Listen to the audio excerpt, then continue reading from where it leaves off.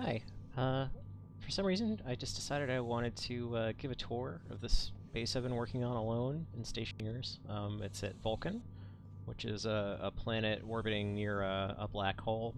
There's a lot of exploitable minerals exposed by this. That's why we're supposedly here. But, right now, I'm mostly just surviving. You can see the temperature in the corner over here has gotten, like, ridiculous. And it's going to get more ridiculous. The overnight temperatures are about 125 C at the minimum, and they're going to get up to 600 in the daylight. Maybe closer to 700. Uh, so, naturally exploiting a lot of solar power from the black hole. Only 2 batteries right now, that's usually enough. And solar tracking is mostly horizontal. We're apparently pretty far north on this world, and so the southern sky, this doesn't really rise very high, and so we just mostly do horizontal tracking, a little bit of vertical, but we're getting a ton of power, and right now we're pointed basically perfectly. Not exactly perfectly, but close enough that I don't care. It's when I need to squeeze more power out, it's just time to add more panels. The communications dish here, and the landing pad, and then a vending machine inside connect us to in-space and economy. And then I have an exterior furnace. It's just hooked straight up to a pipe. We pressurize it with, we actually pressurize it with pollutants from the atmosphere right now. I'll pull up the atmosphere real fast. I already had that on. So, yeah, X is pollutant, a lot of CO2 and a lot of with H2 or H2 compounds, stuff that'll burn with oxygen in the atmosphere.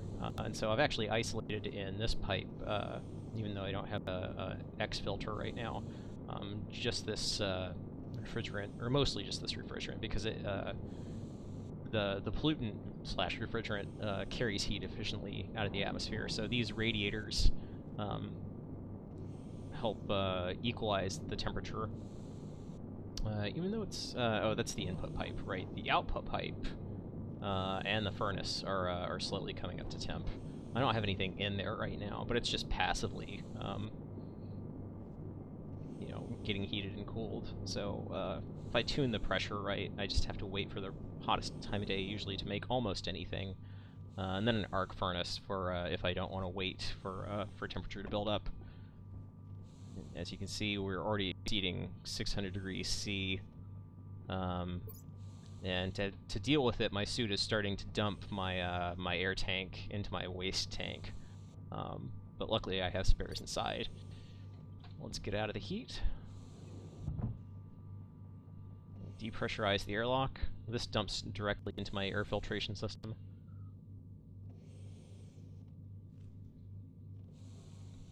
Inside, I've got it down to 20 C. Seems like it's actually heating up a little bit. It's not great, but so tracking beacon for if I want to range far. There's an interior furnace that I'd been using for a while in kind of a little isolated room. Once oxygen started building up in the station, this actually became a liability. You can see there's places where wire was, but there is not wire anymore. There's been several fires in here, so I'm probably going to stop using this. But for a while during the initial game, it was really nice to have this inside, so I could make materials whenever I wanted to, instead of waiting for it to be good enough outside. This computer controls both the interior and exterior furnace. Right now, it mostly just opens up the exterior furnace when it's at the appropriate temperature. These consoles monitor the pressure and temperature of the furnace out there. It's still rising. It lags the atmosphere. It doesn't quite get up to the same peak temperature, but and then if this console is on and there's an appropriate recipe in there, it'll actually show what's going to be made. APC not really doing a lot anymore except acting as a battery charger. I mean, technically powers all this logic over here, everything on these small lines behind this APC. Battery charger, a lot of stuff now I run directly off a heavy cable. This organic printer biomaker is necessary to start doing any growing of your own, which I do now. I think the intent, or at least the written intent, is to participate in the economy by shooting minerals up well, but especially silver. Silver seems to sell for a lot, but right now I'm actually doing milk instead, and trading that way. I'm going to trade out my air tank as well for one with more charge, and I'll actually dump those into the atmosphere soon. Manufacturing over here, nothing really special. Spare crap, overflow construction material and stuff like that. Coal for the emergency backup coal generator for if we dip too low during the night. But during the day, we're more than power positive. We usually get pretty close to charging up the generator. All this here is solar logic. So that's writing to the solar panels the appropriate horizontal angle. That's reading it. And then we had to reverse it. You can see the negative sign barely there. This reads the sum of the power. So the batteries have already charged up, even though there's another 30 degrees to go before the sun is set. Then there's a couple comparison units for cut on and cut off for the generator. So we bring the exterior batteries up to about an 1/8 charge just before the entire base shuts down. This is probably 10 seconds of normal base burn. So we generally chew through about 4 coal every time we run the generator, but that's not so bad. I've gotten in trouble with suits before, so I went ahead and bought spares, and this is all loaded up with tanks and stuff. I want to get a backpack for it too, in case I lose the backpack, but haven't done that yet. Fabricator, it's not really controlled by this computer. This is also the controlling the communications array right now. Drag out a screwdriver. This dish is pointed with these memory. Bring it back to azimuth 290 and, I don't know, an elevation closer to 45. We'll see if anything comes up. Yeah, so it's steering right now. I'm going to automate that more in a bit because I've read up on some of the data that can come out of the dish that would make it easier to like raster scan the sky or something. Right now it's kind of a pain in the ass to get in touch with any of these contacts, and then they come and go quite a lot, so you can't even really build up a database where they are. A couple more things. This helped me tune. This is the amount of power that's coming out of an individual solar panel right now. That's the vertical angle that they've risen up at. A little bit more logic over here, reading a vertical angle from a daylight sensor, taking that away from 90 because it's kind of pointed the wrong way, and then there's a divisor that I don't understand why it would be 3.3 or anywhere close to pi. I was expecting 1.8, like the usual 180 degrees per 100%, but that didn't end up working, so that's where the tuning here came in. Now the sun's gone down, or the black hole rather. This locker just holds motherboards and circuit boards, mostly the spare motherboard for this computer to use the fabricator. And then this was kind of the original food prep station, all potatoes. I was doing oil before too to make fries, which last a little bit longer than just baked potatoes, but now I'm doing milk, because milk is completely ridiculous in terms of its longevity in your pockets, which you drink a milliliter of milk and it'll bring you back from 0% hunger. It's ridiculous. It's probably broken. Yeah, more manufacturing. I've got a pile of ore here. Every so often I can buy ore from Orbit, but most of this stuff I've made on my own.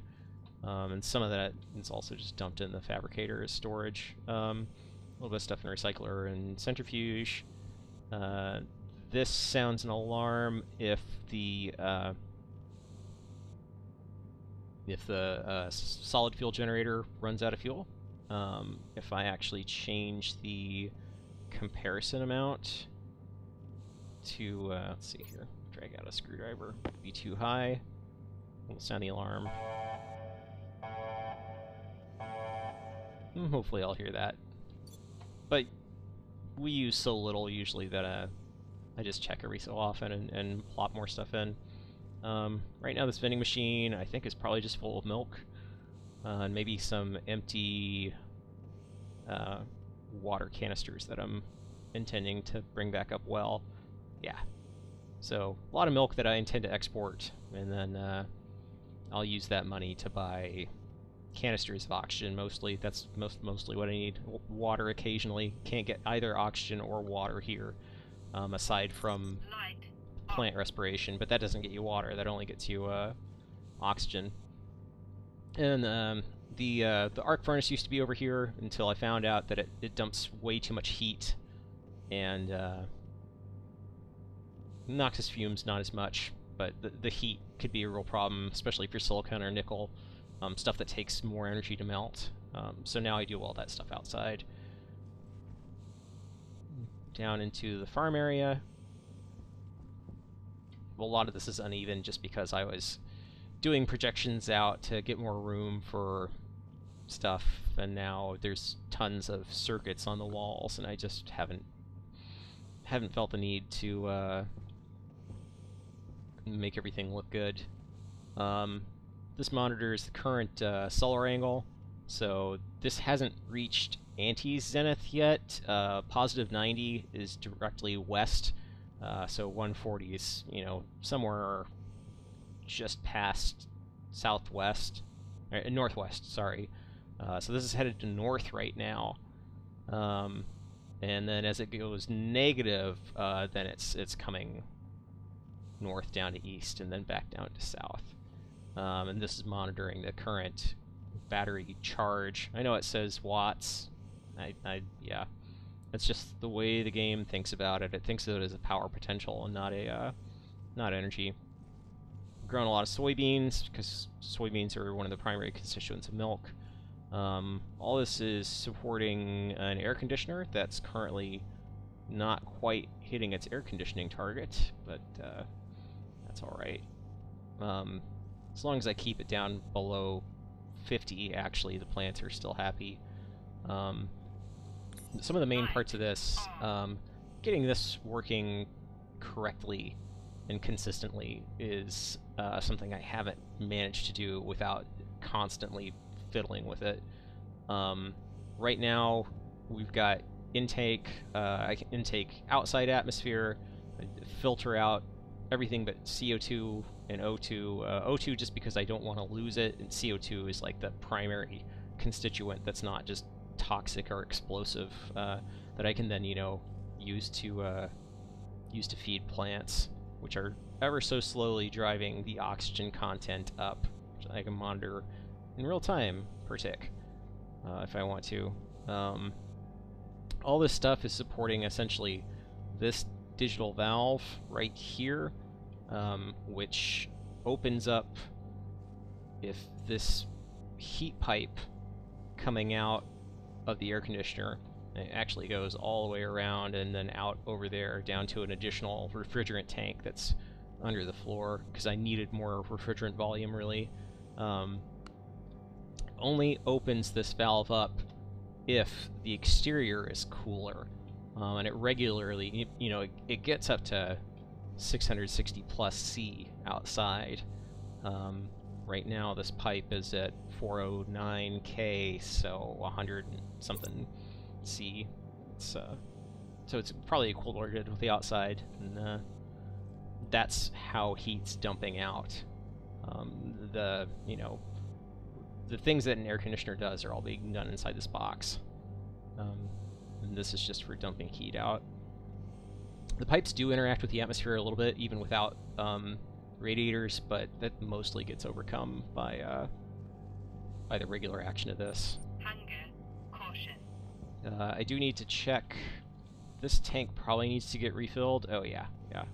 So I'll pull in the interior atmosphere. pull the interior down to about 15 kPa.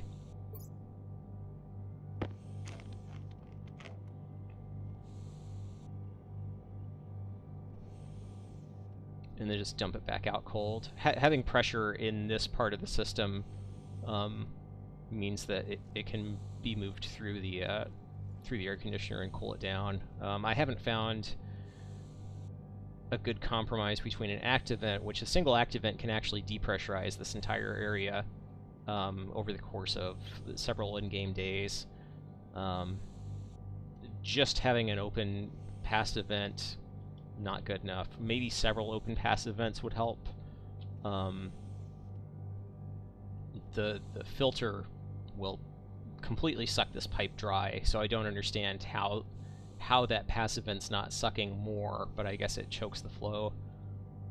Okay, we're down to 15, so that gives probably a megapascal or so, yeah, to work with. And then it's just Light off. you know, all this is to keep this area cool. A, so that I'm not constantly having to blow out my my waste tanks, which I'm gonna do real fast, and the oxygen tank I had that was whoops. Uh-oh. Okay, now I'm gonna have to do something about that. Hold on. Do I have any batteries that need recharging? No. Okay. That's an empty. I'll sell that back up well.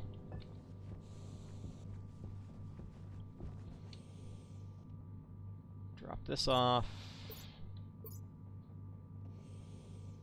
Air tank critical. Okay, now I'm gonna need some more air tanks, which I sort of wanted to have anyway.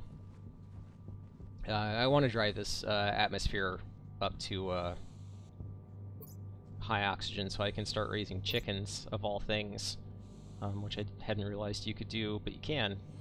But so far, this is almost all CO2, so it's still toxic to living things. But yeah, that's pretty much the base. The black hole's about to rise again. We're only down about halfway on the batteries because we don't have the air conditioner really cranked down. For whatever reason, you generally have to have the AC set way below your target temperature for it to be putting out the kind of effort that I think it needs to.